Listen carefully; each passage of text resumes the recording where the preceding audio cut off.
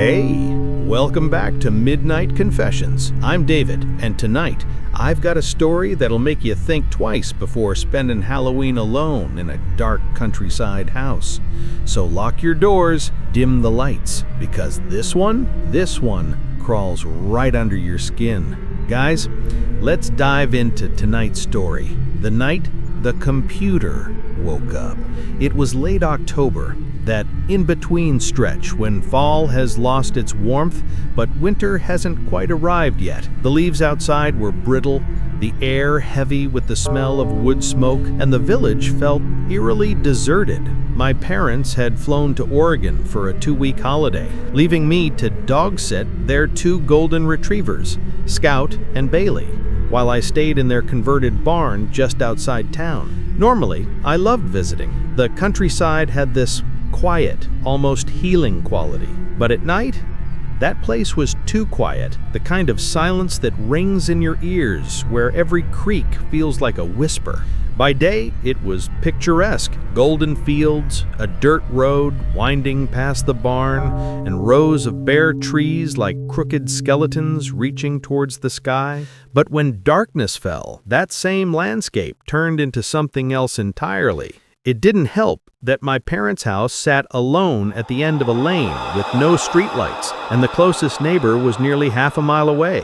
On a normal night, the only sounds were the occasional owl or the wind pushing against the loose shutters. That week, though, things started to feel off. The first few nights were uneventful. Quiet dinners, a movie or two, and early bedtimes. I worked remotely during the day, using my laptop in the kitchen while the dogs snored at my feet. But around the 5th night, I started noticing small things out of place. Once, I woke up and found the front door unlocked, even though I knew I'd bolted it. Another time, the porch light flicked on in the middle of the night. Motion sensor, sure, but there was no one there. No wind, no animals, no reason.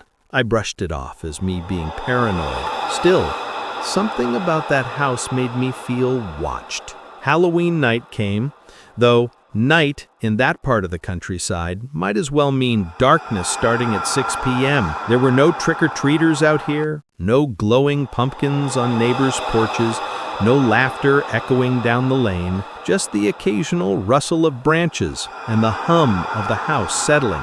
That evening, I poured a glass of wine, turned on a Halloween special, and curled up on the couch with Scout and Bailey. It was calm, peaceful, until it wasn't. Sometime around 4 a.m., I woke up to a sound.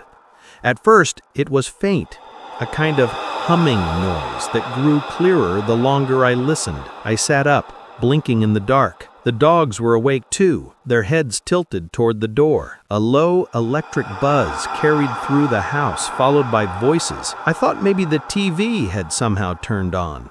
But when I went downstairs, it was dark. The noise was coming from somewhere else. The hall light flickered once when I turned it on.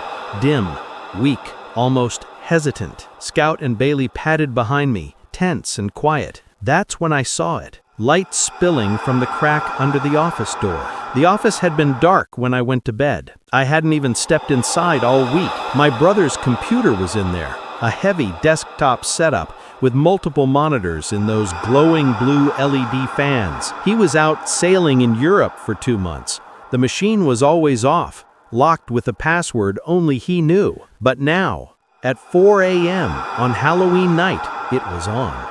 The screen glowed against the dark room, casting a cold blue light across the walls. The computer was unlocked, a YouTube video playing full screen.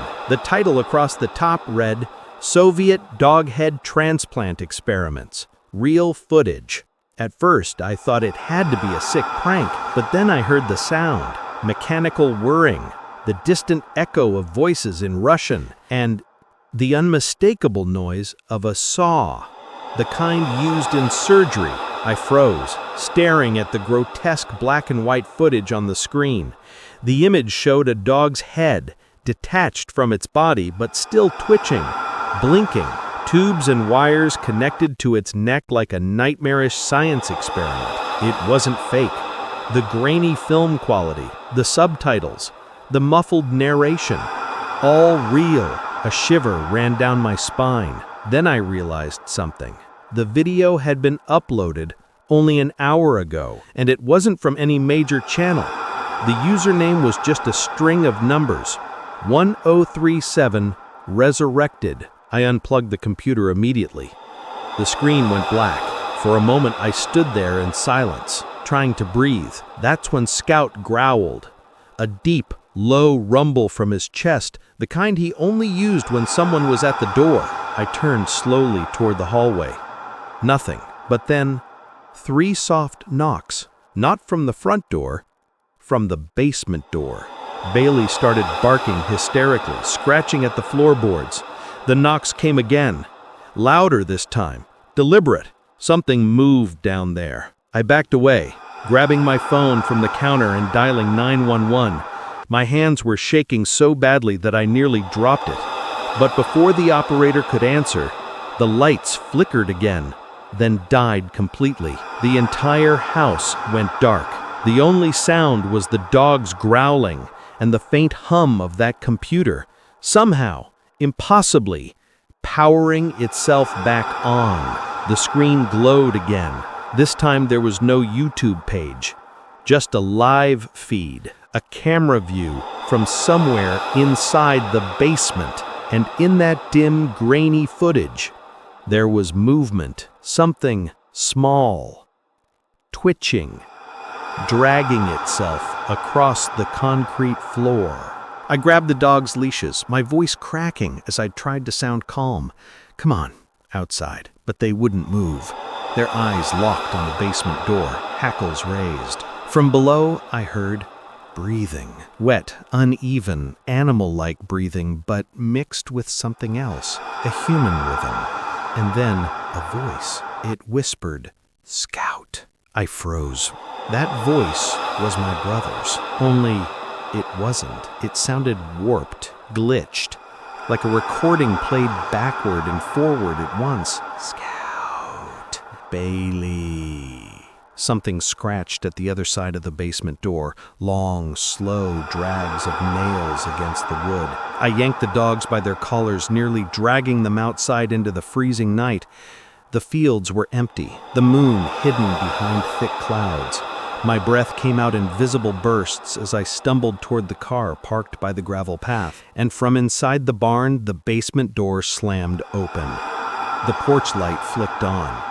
Something stepped into the doorway. I didn't see its face, only its outline, tall, hunched, jerky, with limbs that didn't move right. It stopped halfway down the steps. In the faint glow of the light, I saw the glint of something metallic hanging from its hand. A leash, my brother's old leash, the one we used for Scout years ago. But the leash wasn't empty. It was dragging along the porch, something limp. I couldn't make out what it was, not until I saw the shape of a dog's head roll toward the edge of the step and hang there by the leash. My stomach dropped. Scout barked and lunged forward, but I slammed the car door shut and locked it.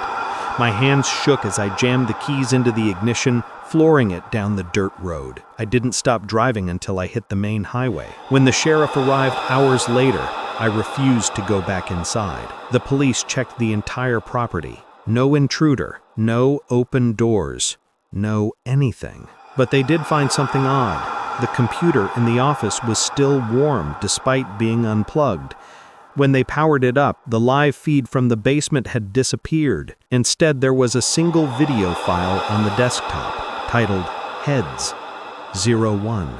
They never opened it in front of me, but one officer's face went pale as soon as he did. They shut the system down immediately and took it as evidence. The official report said there was no indication of forced entry or criminal activity, but when I returned the next week with my parents, they showed me something that made me sick. The brick wall at the back of the basement, the one that separated their house from the old stables, had been broken through, and on the floor, written in ash, were the words, "Let's finish what we started." I don't know what my brother was involved in before he left for Europe. I don't know what that video meant or why the system seemed to wake itself up, but I sold the house 2 months later. Sometimes late at night when I'm home in my apartment, my phone buzzes with a notification, video uploaded, heads.02. When I check, the channel's gone. Every single time. That was The Night the Computer Woke Up, a story that reminds us sometimes the scariest monsters aren't hiding in the shadows. They're the ones that learn to reach us through the screen. If you enjoyed tonight's story, hit that like button, subscribe, and let me know in the comments what you'd do if your computer turned itself on at 4 a.m. Until next time, this is David, and you've been listening to Midnight Confessions. Sleep well, if you can.